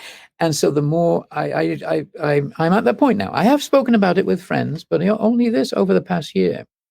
I told my daughter, then I told a couple of very, very close friends. And then I realized, why are you still in that old paradigm of thinking, no, I shouldn't talk about this? To answer your question about my intuition about it, did meditation help? What did help, in being, and why me? Right? That's a good question, right? Why me? Because I wasn't the least bit interested in Shakespeare 19 years ago. Not the least. Absolutely resistant, like most people. Oh yeah, I know he's great, but please, I'm not interested, And then all of a sudden it grabbed me by the short hairs, and I was like, oh my God, this is what I came here to do. And I knew it. And I often joke, I haven't had a day off since, and that's almost the truth. Did a calculation once. I've probably done 60,000 hours on this. So, to all you trolls out there who rib me on YouTube and say, oh, you stupid idiot, what does it feel like to have wasted all these years of your life? The earth's flat. Boom. I say, well, I haven't wasted a second of it. If I were that stupid to have continued on with this for 19 years, not knowing that I was completely deluded, then I should be put away somewhere. But no, I'm very, very lucid, and I know very well what's happening. So to me, it felt like, okay, I knew from the earliest part, or once I was into it, that I had a part in it, and I don't I'm not talking about that. I won't talk about that because it's irrelevant. But and I'm not. I would just say I wasn't. I'm not saying I was Shakespeare. I wasn't Shakespeare. But the point is, you do have certain intuitions if you're doing Kriya yoga for 40 odd years, that you can get to access information, and so a lot of it was sort of planted back then for me and others to find in a new incarnation, right? So that's part of it. So to me, it always felt like just remembering. And I would have very intense dreams, and I'd wake up after resisting the dream for a long time. Go, yeah, I got it. No, get up and look at it. No, I'm fine. And I'd go back to sleep and have the same dream again. And no, I'm not. I'm tired. I want to get up. And I get up and I go to where I'm being shown in the dream, and there it is. And I go, great, fine, got it. There's a code. I'll put it into a grid and solve it tomorrow morning and leave it. It happened all the time, and unfailingly. And I was never misled with it. It was never anything that was wrong. And I know that sounds arrogant, but I don't mean it that way, because I mean, as far as intuition is concerned, I can't find a parking space to save my life. It's not like I'm going around going, no.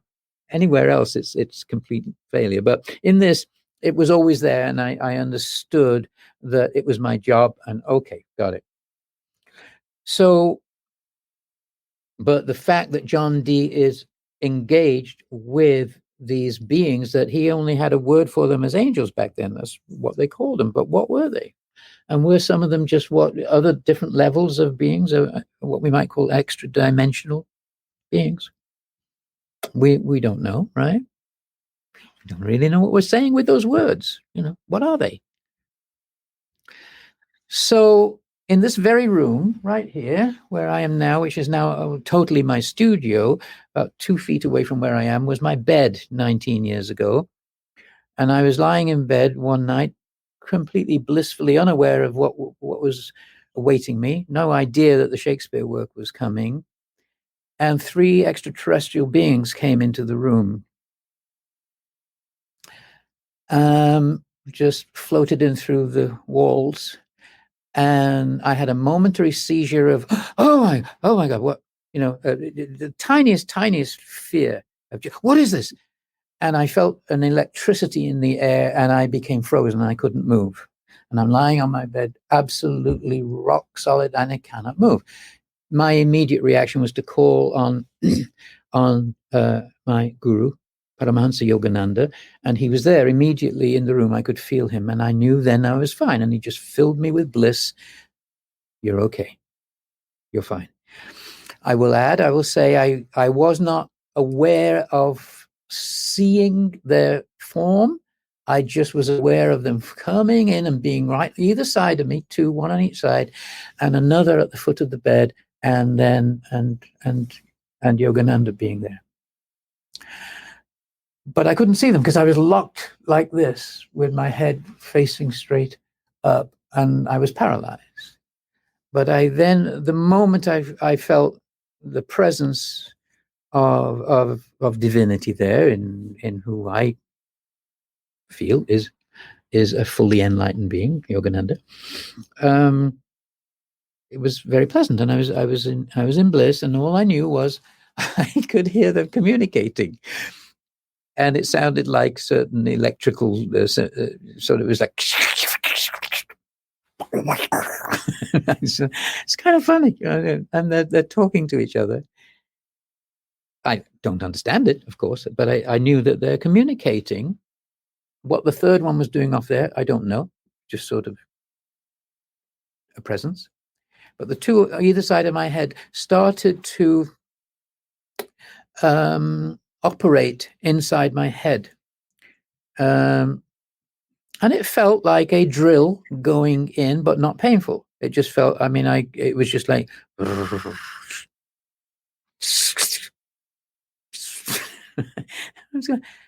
and something's going on inside my inside my brain. But I was fine. I was absolutely fine. It was not painful, and it was not frightening, and it was quite pleasant. And it lasted a couple of minutes. They had a couple more back and forth interactions.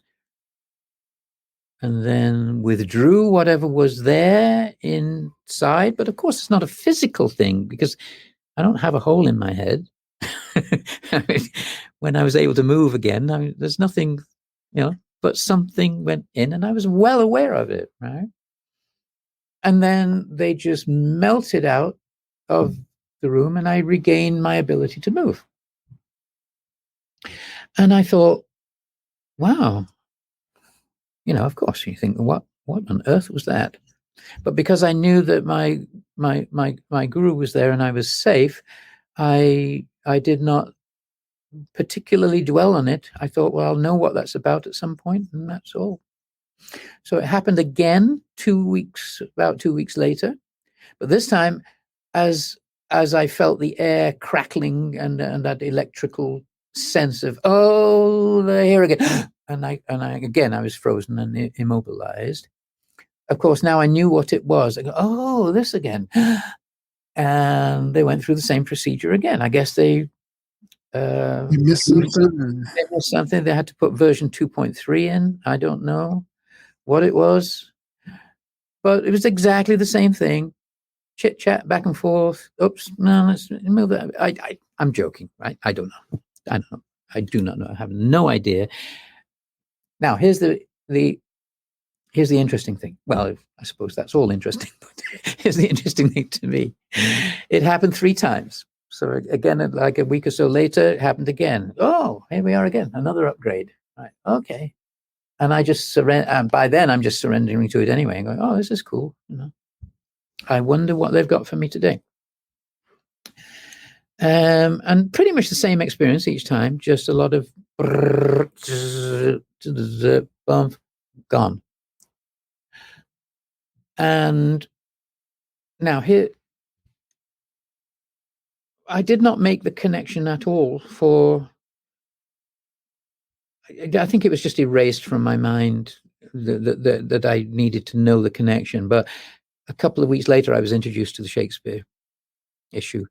And my life became so obsessed with it that I did nothing but that and didn't think about it ever again until I was in Peru with Nassim Haramein about 4 years ago. And all of a sudden, it came back with such clarity of just, oh my God, that was what that was. They were prepping me for the Shakespeare work. Yeah, exactly. And that's all I know to this day, but it's very clear. I mean, that's obviously that's it.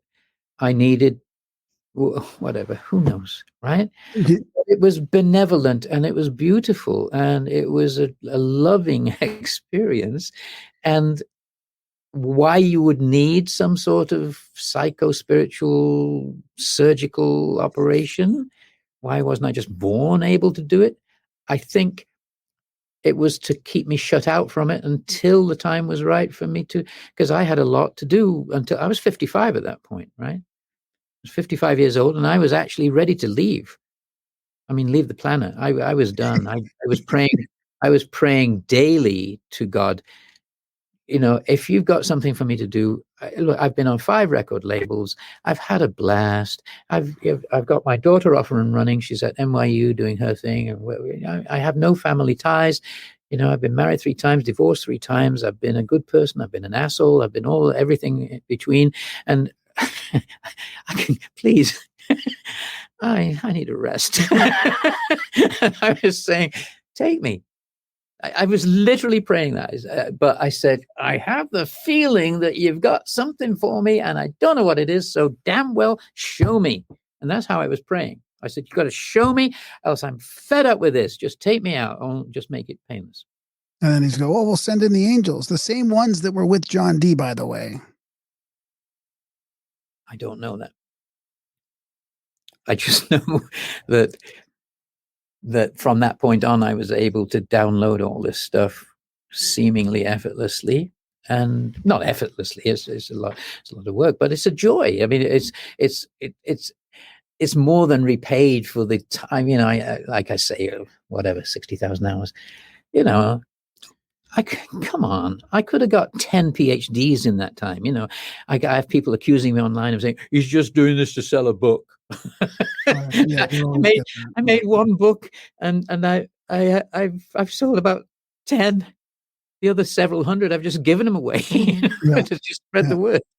You know, you're not in it for the money. I'm in it for the joy. It's a privilege. It's a joy. It's fabulous. It's a blast. It is wonderful. And to now get the chance to share it openly with the world is wonderful. But I feel very, very good now at last to be able to say what I just said about it, because I used to think, well, I don't want to add that to it because it's hard enough. You know, why attract other resistance? I don't care.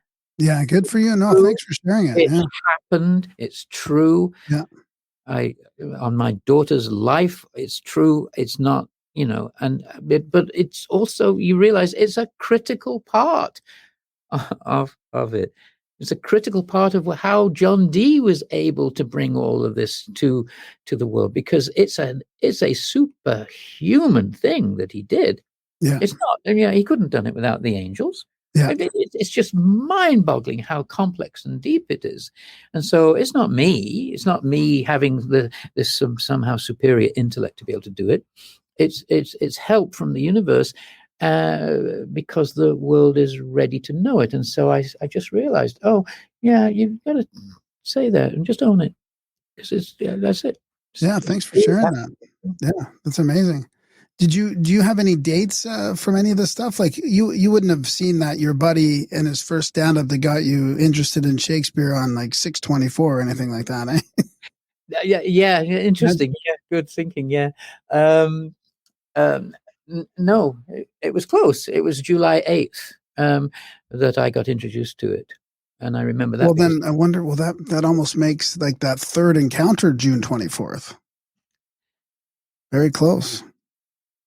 It kind of does, doesn't it? Imagine if you go back and look at your journal or something and it's like, oh yeah, June 24th. I didn't take a journal, and I honestly don't know the dates, but I know it's yeah, you're right. It was approximately then, and why wouldn't it be? Obviously. Exactly. I'll tell you one story. The very first presentation I ever gave on this, once I thought I'd got enough of it, and this was before I got any of the math stuff. The math stuff started coming in 2012, literally at the end of the Mayan calendar, like December 20th, something like that. In 2012, I suddenly started getting all mathematical codes. But before that, I gave a presentation in 2010 at Concordia University in Portland, Oregon. The first time I ever spoke publicly about my findings, and I called it the name of the first book that I have out is called The Holy Trinity Solution, and I called the whole work The Holy Trinity Solution because it's in the Holy Trinity Church. It's very much about the Trinity and the DeVere and all of that, and so I called it that. And I gave the talk on a certain day, and when we finished it, it was all Shakespeare. It was what's called an Oxfordian conference. People who believe that Edward DeVere, 17th Earl of Oxford, is the real Shakespeare. So it was a friendly audience to the information, but they didn't know what to do with it. All these codes, and they were sort of running around with their like chickens with their heads cut off. And a few of them embraced it and said, "Yep, wow, he's cracked it. This is it. It's amazing." And most of them just said, "I don't know. I don't want to go there." You know. But we're standing outside with my daughter and a couple of other friends, and we're all saying, "Oh, that went well. That was good." And we're standing outside my rental car, and suddenly my daughter says, "Come on, let's get in the car and go have some Indian food." Jump in the car, turn the car on, and the time on the clock is 6:24. And my daughter goes, 6:24, right? Which, okay, it's cute. It happens. And I go home. About 2 or 3 or 4 months later, I'm reading in John Dee's diaries about an experience that he had on a certain date.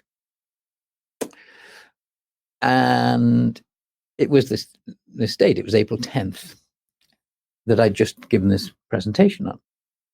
And it was in 1584, and he's getting, and it was one of the biggest downloads that he was ever given. And Edward Kelly said he was overwhelmed. He says, there's too many numbers, too many characters. I can't see. They are infinite. I can't keep track of it. And Dee called it the vision of the Holy Trinity. He called it the Holy Trinity vision. And in that download, he was told to place 7 bundles in what the angels described as a super altar, which of course is the huge altar in Holy Trinity Church. So he was given this vision on that day, and he called it the Holy Trinity vision, in which he was instructed to put all this stuff inside the altar, which I then later scanned a couple of years later. And I'm looking at it and I'm going, wait a minute. And I make the calculation and I go, I gave that talk at Concordia University in Portland, Oregon, 426 years to the day after he had that vision. 426. And I give the presentation, and I come out, and we get in the car, and it's 624. Unbelievable. And then you realize the angels are just pissing themselves laughing because they can choreograph these things, right? And it's all a laugh. It's fun. And they're going, oh, Alan will get a kick out of this when he sees it. And when I got that, I went, holy shit. How do you do that? I mean, it's a 4-day conference. I could have spoken on Friday or Sunday instead of the Saturday, but no, you got to speak on that day because that's 426 years to the day. Unbelievable. That's fantastic. Yeah, thank you for sharing all that. We feel grateful. Great. Yeah, we're super thrilled that you could do that here. I mean, I didn't see that coming. You still want to go and just bash hell out of the altar, though? Oh yeah. No, I'm not easily discouraged. No. Well, yeah. Alan, this has been fantastic as usual. You've thrilled us again. Is there anything you feel like we didn't get to before we wrap up that you think we need to talk about that we didn't? No, this was great fun, and I thank you very much for the invitation. It's all wonderful to share, but this is a very special one for me because I literally did not expect that I was going to come out of the ET closet today, but that's what happened, and I feel absolutely perfectly right about it because just to reemphasize, it's not unless we all do, acknowledge that these things are real. And the more we do, I do believe we counteract the possibility of more shenanigans being done by those with obvious different intent, and we should not be frightened of our brothers and sisters in other parts of this vast, incomprehensible universe. They're obviously here to help. I don't know the whole species. Maybe a few of them are a bit mischievous. I don't know. I don't really get into it myself. But there are, it's just so obviously clear that we're in kindergarten, really, compared to what's possible. And that's fine. I think there's an important lesson in there, too, about your guru and the bliss that you felt or the love, that the straight up divinity from your enlightened guru who was there to protect you. I mean, I think that's an important thing too, that, we don't have to be fearful of these experiences. Yes. And I'm blessed to have that, of course, but then everybody does. I mean, we all do. I mean, we're all divine. We're all divine. We are all divine. What else are we? Where else can we go? If there is really only this one consciousness making it, and we've all got some access to it, and we're either in kindergarten or we're at university or we're past that. We're in different levels. But it's nothing to be proud of. You don't look at a kid and say, "Oh, you stupid idiot! Can't you walk yet?" Well, and not everybody has a guru, but I mean, they could lean on Jesus or their mother or their father or whatever. I mean, whatever they are comfortable with as representing divine love and wisdom and intelligence. Yes, of Yeah. course. Yeah. Yeah. It's not an exclusive club. it's also good timing for what's happening in the world right now. I mean, we really need to, like you said, it's almost kind of a race to disclosure. So I think it's good timing for that as well. Yeah, sure. Well, thank you for the opportunity to get that off my chest. Yeah. It's an exciting thing, but again, it's not a random act that's like, ooh, this is wild. Not at all. I understood eventually there's an absolute critical component of being able to receive the blessing of being able to bring this information to the fore, because it's information for everybody and we all can benefit from it. Yeah. The ultimate story, I'll just say this, the ultimate thing, thanks for asking Darren if there's the last thing. It is what I love to say about why he incarnated with the name DeVere, why there are others, they're all part of it, they're all part of it. Bacon and Marlowe and the Queen and Dee, and so a lot of people were in on this, a lot. They really were. And they treated it with such sacred care that they knew it was that important to bring it out. But the ultimate story that he's telling, beyond all the drama, all the fact that he and the Virgin Queen had a child who should have been the king. That's how the first series ends of Gaia, by the way, is episode 7. It's telling you that his ultimate question that he's asking in the drama story of it, not the spiritual nature of the story, but the human drama, is what was his relationship with the Queen? Was he to be or not to be the king? Because there are rumors that he and the Queen were married in a secret betrothal ceremony. They had 3 visits with the Archbishop of Canterbury in private, and that's the only person allowed to marry the monarch, and the only reason for them to get and have a private visit with him was if they were having a child and they wanted to legitimize that child. So there's that question, is a cliffhanger at the end of episode 7, and he gives a code, he leaves a code to specifically say it. I mean, it's just so beautiful, saying, I'm asking, am I to be the king? Obviously history records, no, he was not. The Queen refused to name anyone, either an heir or a husband. But what does that really truly mean to all of us? It's not just a royal king. It's not an earthly king. It's talking about kingly consciousness of the Osiris myth. It's cosmic consciousness. And what he's really saying is we all have a choice.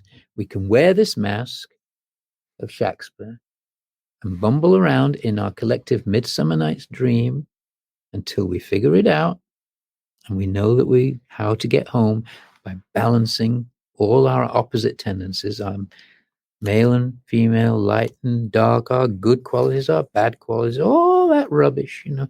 Just get it sorted out that you want to get home. There's a way to get back home. It's about pure balance, back to unity consciousness.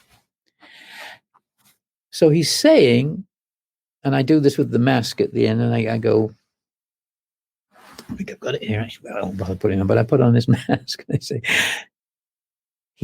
what he's ultimately saying is, we all have a choice to be or not to be who we truly are. The I am that I am.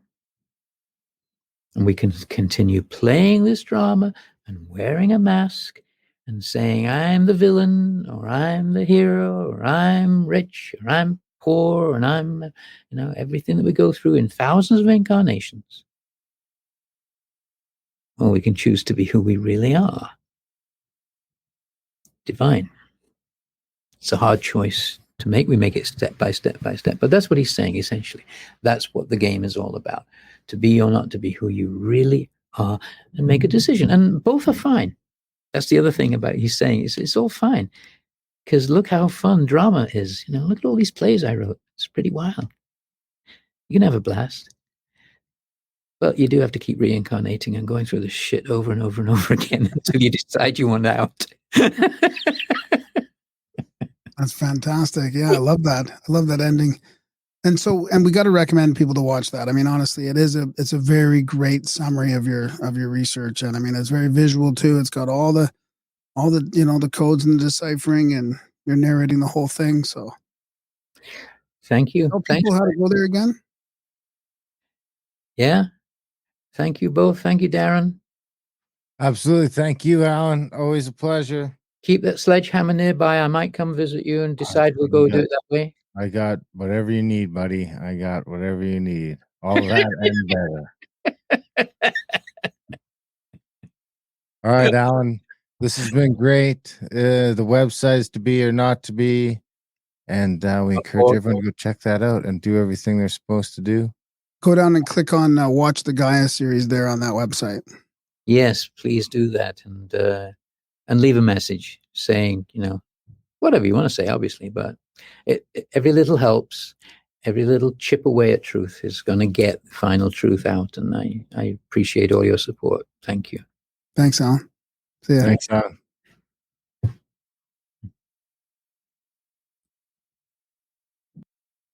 Was it Jesus, Graham? Is that you again? We just talked about this last episode. I mean, Jesus. Big thanks to Alan for coming on the show. What'd you think?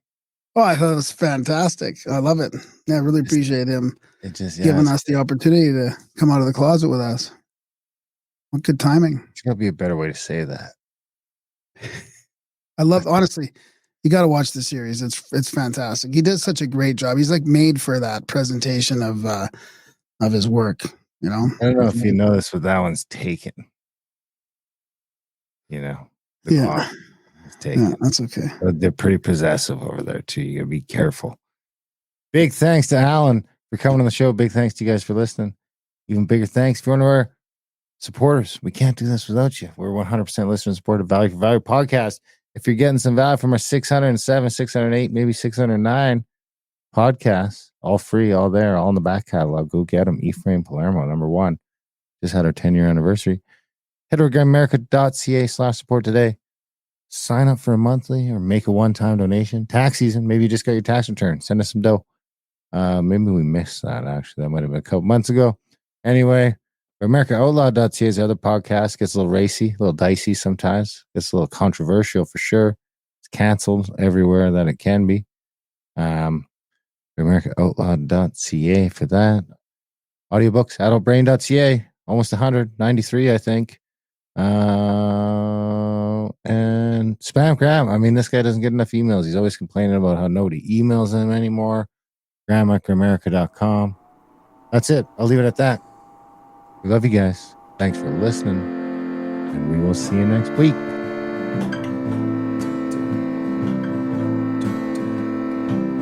Somehow I built a rocket ship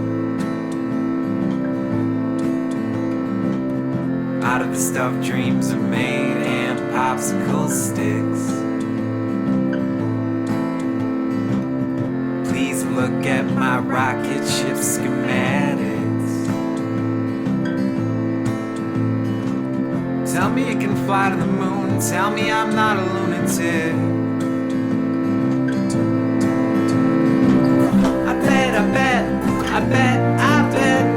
I bet you think I'm the space cadet. I bet you think I'm the space cadet. No regret, I do not fret, 'cause I am a space cadet. In my hands I have a gas can and matchsticks. Yes, Earth is my home, but I need a vacation from all the sadness, the chaos, and dramatics. I'll let you do the countdown, 3, 2, 1, no hesitation.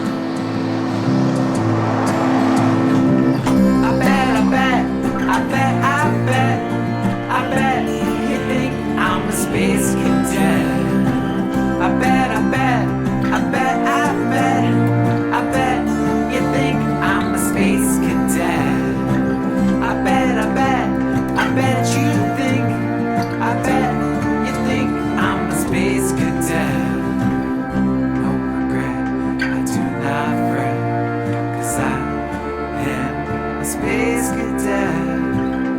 No regret, I do not fret, 'cause I am a dreamer. Look at my rocket ship fly by, trailing behind a silver streamer. No regret, I do not fret, 'cause I am a space cadet. No regret, I do not fret, 'cause I am a dreamer.